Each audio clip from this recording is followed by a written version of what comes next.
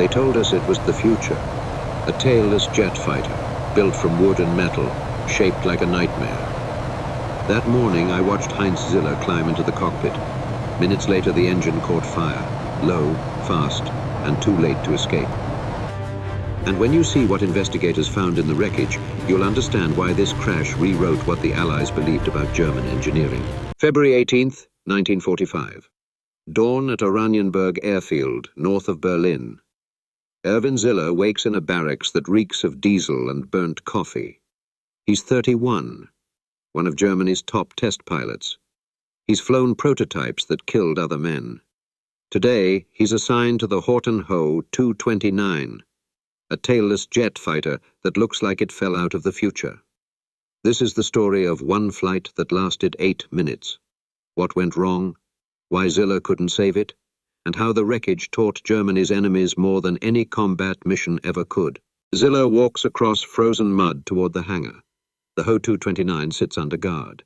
It doesn't look like any other aircraft. No fuselage, no tail. Just a flat triangle with rounded edges, a flying wing.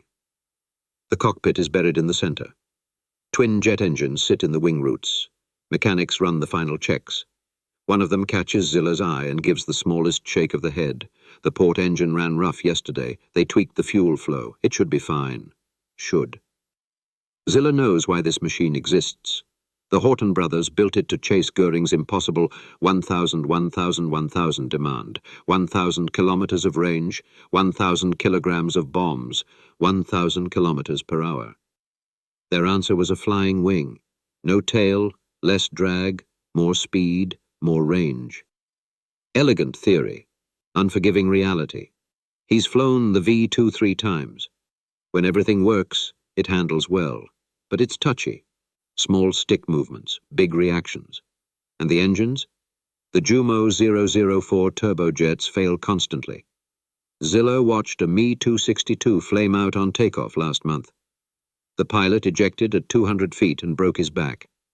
The Ho 229 carries the same engines. Only now there's no tail to help fight asymmetric thrust if one quits. That's the trap.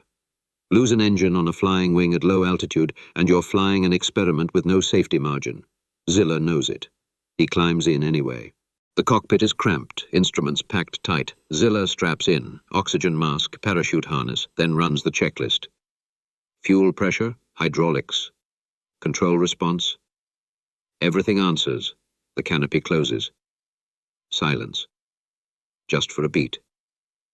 Then the starter cartridges fire. The port engine spools up first, a high whine rising into a scream. Ground crew step back from the exhaust blast. The starboard engine follows. Both turbojets stabilize. Gauges hold. Temperatures normal. RPM steady. Ziller tests the controls. Left, right. The elevons on the trailing edge move clean. No lag, no binding. Radio check. The tower clears him to taxi. He releases the brakes. The Ho 229 rolls forward, feeling nose heavy. That's expected. With no tail, balance is everything. Too far aft and it's unstable. Too far forward and it wants to dive. The Horten brothers calculated it all. But calculations don't account for a bad engine, a gust at the wrong second, or one small mistake. Ziller reaches the runway. Full power check. Both engines spool to maximum thrust. The airframe starts to shiver. Temperature needles climb. He releases the brakes. Acceleration slams him into the seat. The Ho 229 surges down the runway, 80 knots, 100, 120. The nose lifts. Wheels leave the concrete. Ziller is airborne. Gear retracts. The flying wing climbs steeply. From the ground it looks alien, wrong, like something that shouldn't fly. But it does. Ziller levels at 500 feet and makes a circuit of the airfield. Both engines run clean, no vibration, no warning lights. He eases into a left bank, smooth, no hesitation. A right bank, same. For 3 minutes, everything is perfect. The Ho 229 flies exactly as the Horten brothers promised. Fast, efficient, stable enough. Then it changes. Ziller starts another turn, about 600 feet up, around 250 miles per hour. The port engine coughs. Temperature spikes. The exhaust turns orange. Fire. His hand snaps to the throttle. But before he can pull it back, the engine dies. Total flameout. The Ho 229 yaws left. Hard. The dead engine becomes pure drag, while the starboard engine keeps shoving. And without a tail, there's nothing to stop the rotation. This is where it all snaps. Ziller slams in right rudder. It doesn't bite hard enough. The yaw keeps building. He pulls power on the good engine. Procedure says balance thrust. Fly straight. Find somewhere to set it down. But power back means speed lost. And speed is altitude. The Ho 229 starts sinking. Ziller tries to hold it with the stick. Pull back, raise the nose. The elevons deflect. The nose comes up a little. Not enough. He's dropping 100 feet every few seconds. Airspeed bleeds off, now under 200 miles per hour. A flying wing needs speed to stay alive. Lose it, and it stalls. And a stall at 400 feet is a death sentence. Then it gets worse.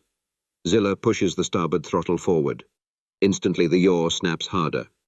The aircraft rolls left. Now it's a descending spiral. Nose down, bank angle climbing, 300 feet. The ground turns into a smear. Fields. Trees. Buildings. Options vanish one by one. Restart the dead engine? Impossible. It's burning. Bail out? No altitude. A parachute needs time. He doesn't have it. So there's only one choice left. Fly it into the ground as controlled as he can. Ziller hauls back on the stick. The nose rises slightly. The spiral tightens. He's fighting aerodynamics with muscle. 200 feet, 100. Then physics wins. The Ho 229 hits nose first in an open field. The impact is catastrophic. The wooden center section explodes into splinters. Metal wing spars snap.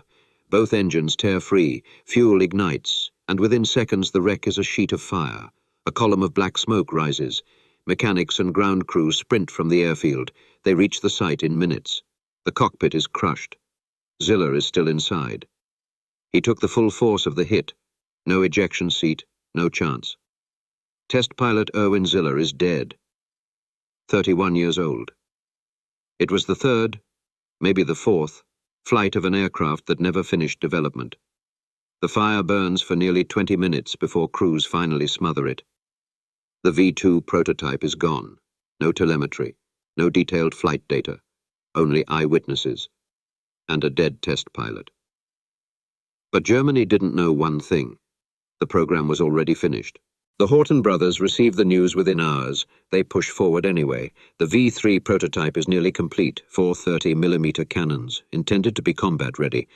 It's supposed to prove the flying wing concept works, but time is already gone. By April 1945, American forces overrun the Gotha works. Inside a hangar, they find the V3, unfinished. They photograph everything, crate the airframe and ship it to Wright Field in Ohio. And what the Americans take from it isn't a miracle weapon.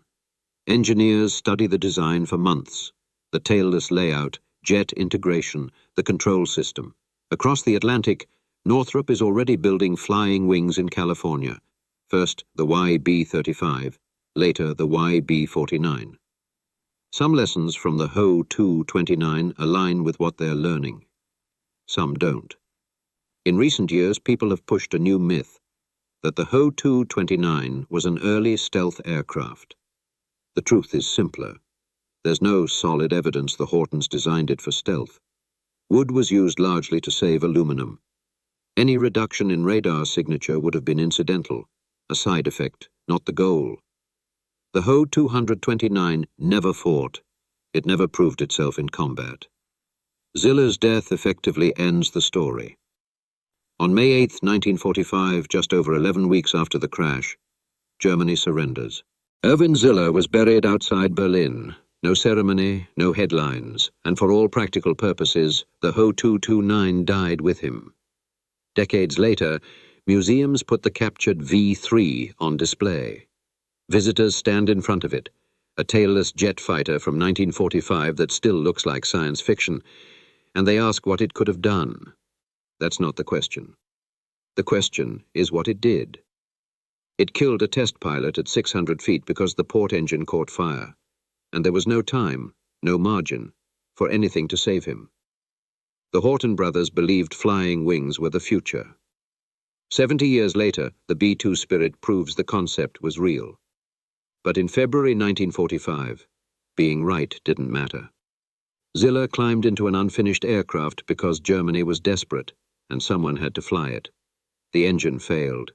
The wing had no tail to fight the imbalance. And 8 minutes after takeoff, the future died in a frozen field north of Berlin.